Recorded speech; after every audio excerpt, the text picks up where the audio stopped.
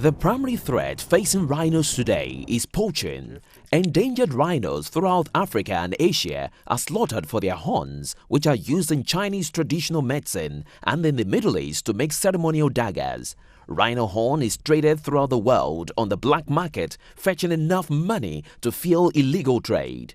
International trade in rhino horns was banned in 1977 by the Convention on International Trade in Endangered Species after a wave of poaching threatened to destroy rhino populations in Africa and the Middle East. South Africa, which still allows trophy hunting under a permit system, also imposed a moratorium on the domestic sale of rhino products and horns in 2009, following a dramatic upsurge in rhino poaching in over the past 4 years.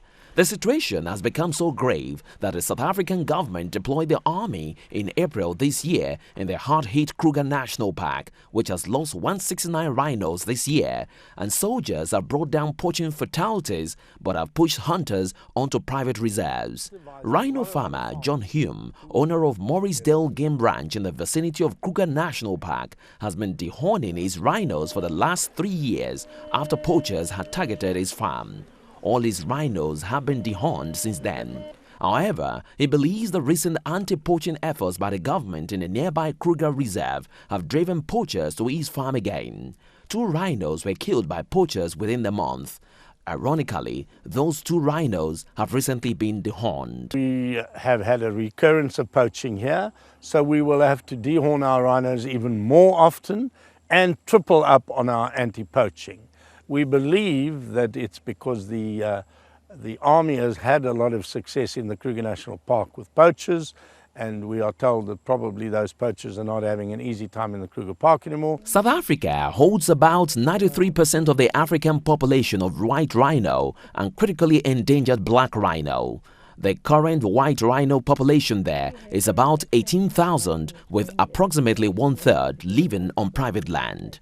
Dehorning is a complicated medical procedure which has to be performed by a certified veterinarian familiar with immobilizing techniques. Martine van Zijll Langhout, a graduate of Utrecht University in the Netherlands, has been practicing in South Africa for 3 years. She said dehorning was not traumatic for the rhino. The whole procedure takes less than 20 minutes, from darting the animal with anesthetic drug, cutting off the horn and waking the animal up again.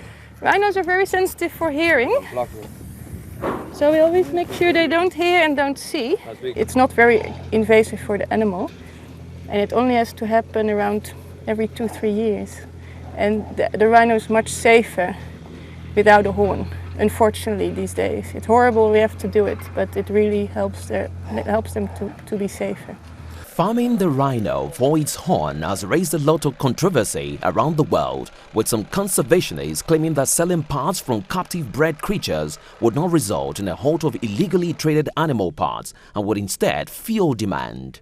If we legalize rhino horn, we have massive markets in Asia. We're probably looking at close to 2 billion people just on the Asian bloc, and certainly we will not be able to have enough rhino to satisfy that. If you deal in drugs anywhere in Asia, you get the death sentence. What we want in South Africa as well is we want specialized courts where we're saying, you deal in rhino horn, we want to see consistent and very severe sentences for dealing that, because that is our natural heritage. That is something which we believe you're coming here and you're violating and you're raping our country.